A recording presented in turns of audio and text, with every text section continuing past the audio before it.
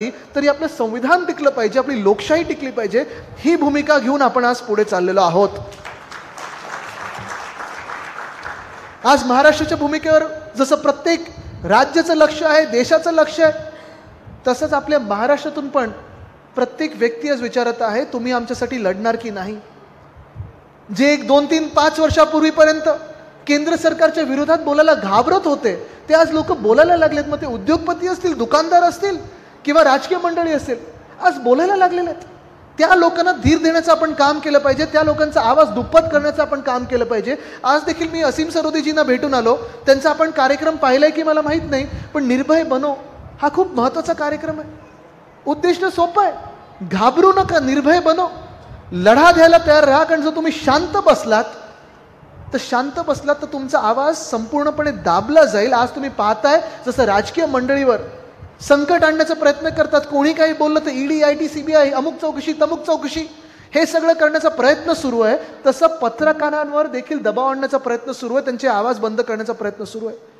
हे जर झालं तर आपली देशाची जी ओळख आहे, लोकशाही, जगातली सर्वात मोठी लोकशाही, सगळ्यात तरुण देश, संविधान, ही सगळी ओळख पुसली जाईल. आणि आज जे मला वाटतं, मी ऐकलं सकाळी बावनकुळेजी बोललेले आहेत की छोटे पक्ष संपून टाका. त्यांचा आणि चायनाचा खूप जवळचा संबंध आहे. अहो, तुम्ही चुकीचं समजू नका, मी मकावबद्दल बोलत नाहीये. नाही, मी चायनाच्या लोकशाहीबद्दल बोलत आहे. तुम्ही चुकीचे अर्थ लावू नका. पण चायना आणि त्यांचा फार जवळचा संबंध आहे. तिथे पण चायनामध्ये असंच आहे, लोकशाही आहे पण त्यांच्याच पक्षातली आहे. ते ठरवतील त्यांची आहे. त्यांच्या पक्षात पण त्यांच्या विरोधात कोण बोलला आत टाकतील, खुर्चीवरनं उचलून आत टाकतील. रशियामध्ये पण लोकशाही आहे पण अशीच आहे. आणि लोकशाही तुम्हाला तशी पाहिजे की दुसरी लोकशाही जिथे कदाचित गडबड होऊ शकते, कामं करायला थोडा वेळ लागू शकतो, पण समाजातल्या प्रत्येक जो शेवटचा आवाज आहे, महिला किंवा पुरुषाचा, त्याचा आवाज हा मंत्रालयापर्यंत, मुख्यमंत्री आणि प्रधानमंत्रीच्या खुर्चीपर्यंत पोहोचेल. ही अशी लोकशाही आपल्याला जी अपेक्षित आहे, ही लोकशाही आपल्याला टिकवून ठेवणं गरजेचं आहे. न्याय व्यवस्था असेल, लोकशाही व्यवस्था असेल, आज आपण पाहताय, कारण लोकशाही जर नसली तर तुमच्या हातात काही अधिकार राहणार नाही आणि तुमचा आवाज कोणी ऐकणार नाही. मग तुम्ही जगतायत की मरतायत, तुमचं काम होतंय की नाही होतंय, तुम्हाला बोलायचा अधिकार राहणार नाही. आज बघा, जगभरात अनेक ठिकाणी शेतकरी आंदोलन करत आहेत, अमेरिकेत करत आहेत. काल परवाकडे फ्रान्समधले चित्र आले. फ्रान्समध्ये पॅरिस जे त्यांचं जे राजधानी आहे, तिथे देखील शेतकऱ्यांनी ट्रॅक्टर घेऊन त्या पॅरिसमध्ये घुसलेले आहेत आणि रस्त्यावर आंदोलन करत आहेत. पण त्यांना तिथे त्यांच्या लोकशाहीमध्ये अधिकार आहे की होय, तुम्ही शेतकरी आहात, तुम्ही अन्नदाता आहात, अन्नदाता देवो भव ज्याला आपण बोलतो, तुमचा अधिकार आहे. आणि त्याच अधिकारवाणीने तुम्हाला सांगतो, त्यांना त्यांच्या राजधानीत येऊ दिलं आणि आंदोलन करू दिलं. पण आज आपल्याकडचे शेतकरी जे पंजाबमधले असतील, हरियाणामधले असतील, उत्तर प्रदेशमधले असतील, काय हालत झाली आहे त्यांची. शेतकरी आंदोलन करतात, ते कशासाठी करतात हे पहिल्यांदा नाही करतात, दुसऱ्यांदा करायला लागत आहे. कारण पहिल्यांदा जेव्हा ते 6-8 महिने तिथे दिल्लीच्या बॉर्डरवर बसलेले, तेव्हा 1.5 वर्षापूर्वी केंद्र सरकारने त्यांना आश्वासन दिलं होतं की आम्ही काळे कायदे मागे घेतो आणि ही जी तुमची काही यादी आहे ही मान्य करतो आणि आम्ही लागू करू. पण 1.5 वर्ष होऊन गेलं. आज तुम्ही पाहतायत एक सुद्धा मागणी त्यांची मान्य झालेली नाहीये. आश्वासन मिळालं पण एक सुद्धा मागणी ही मान्य होऊन लागू झालेली नाही. आणि म्हणून त्यांना पुन्हा एकदा आंदोलन करायला लागतंय. ट्रॅक्टर घेऊन चाललेत, ट्रक घेऊन चाललेत आणि हे घेऊन जात असताना लाठीचार्ज होते, अश्रुधूर सोडले जातात, ते ड्रोनमधून सोडले जातात, खिळे ठोकले जातात रस्त्यामध्ये. कोण त्यांना अर्बन नक्सल बोलतंय, कोणी त्यांना माओवादी बोलतंय. आणि हीच परिस्थिती आपल्या समाजातल्या प्रत्येक घटकाची होईल जर आपण आज लोकशाही टिकवून नाही ठेवली.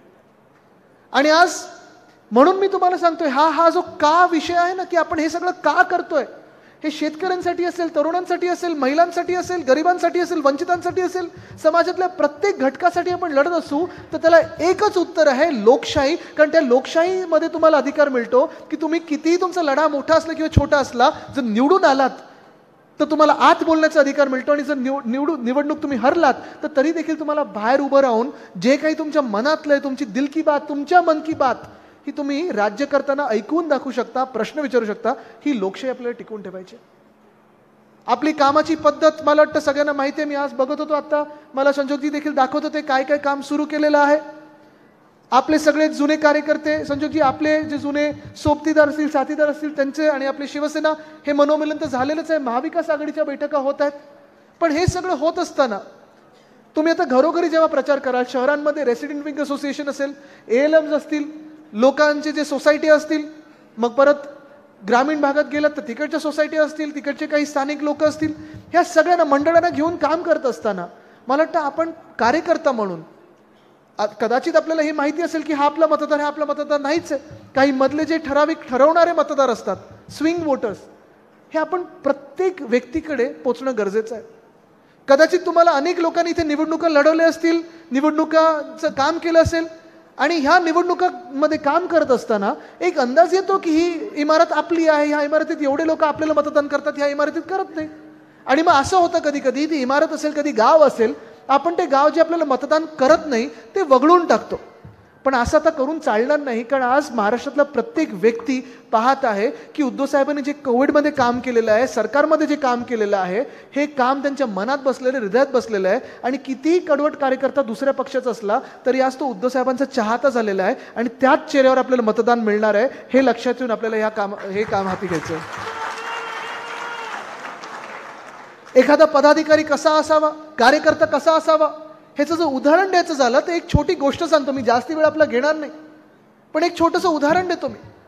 एकदा एक बूट विकणारा एक व्यक्ती होता, मोठं दुकान होतं, हे झालं त्याला काही वर्ष झाली.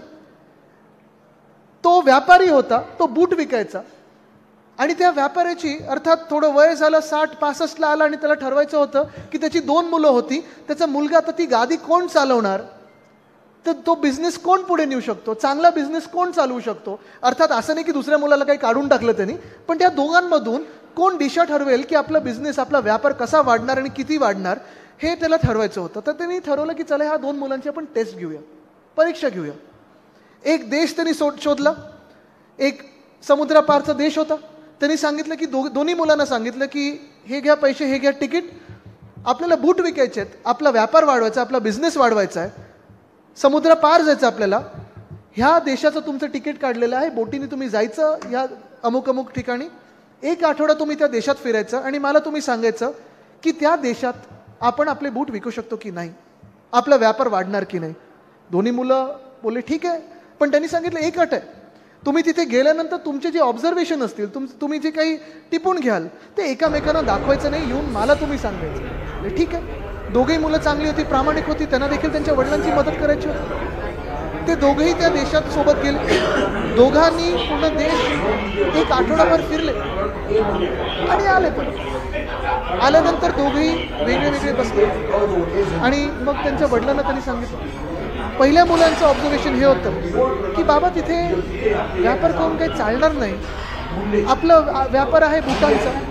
त्या देशात गेलो, मी पाहिलं बूट कोणी घालत नाही, 100 लोकांमधून 1 किंवा 2 लोक बूट घालतात, चपला घालतात, चपला देखील खूपच कमी लोक घालतात, पुढची 5-6 लोक चपला घालत असतील, पण तिथे चिखल असतो, तिथे माती असते, डोंगर चढायला लागतो, कधी रस्ता नसतो, तर कोणी बूट घालत नाही. तिथे बूट आपल्याला काही उपयोग नाही, काही फायदा होणार. दुसरा मुलगा जो होता त्यांनी सांगितलं बाबा तिथे आपण पूर्णपणे जायला पाहिजे, प्रत्येक महिन्यात जायला पाहिजे, आणि आपल्या बुटाचे फायदे नुकसान काय आहे ते सांगायला पाहिजे. कारण मी पाहिलं की तिथे कोणी बूटच घालत नाही, म्हणजे कोणी बूट विकणारा तिथे गेला नाहीये. आपल्याला तिथे स्कोप आहे जाण्याचा, आणि आपला व्यापार तिथे 100 पटीने आपण वाढू शकतो. मला वाटतं तिथे आपण जाणं गरजेचं आहे.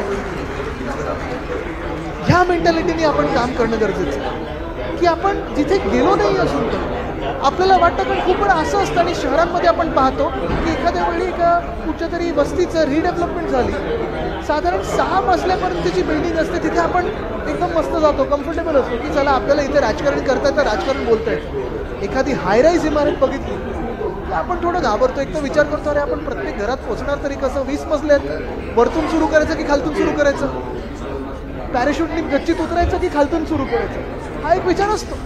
पण आपण हा विचार करून गेलो पाहिजे की ते लोक देखील वाट पाहत आहेत की आमच्याकडे कुठचा राजकीय पक्ष येतोय, आणि आमच्या मनातलं जे आहे ते ऐकून कोण घेणार, आणि मग आम्हाला त्यांची भूमिका काय सांगणार. आणि खूप वेळा असंही व्हायला पाहिजे की असं असतं कदाचित मनामध्ये, लोकांमध्ये फ्रस्ट्रेशन असतं, कारण त्यांनी ट्रॅफिक बघितलं असतो, फुटपाथ खोदलेले का शहर खोदलेलं, त्यांच्या मनातलं काय, आपण जे लोक आहोत त्यांच्या मन की बातमधले आपण विचार करणारे लोक आहोत, त्यांच्या मनात काय आहे हे देखील ओळखून घेणं गरजेचं आहे.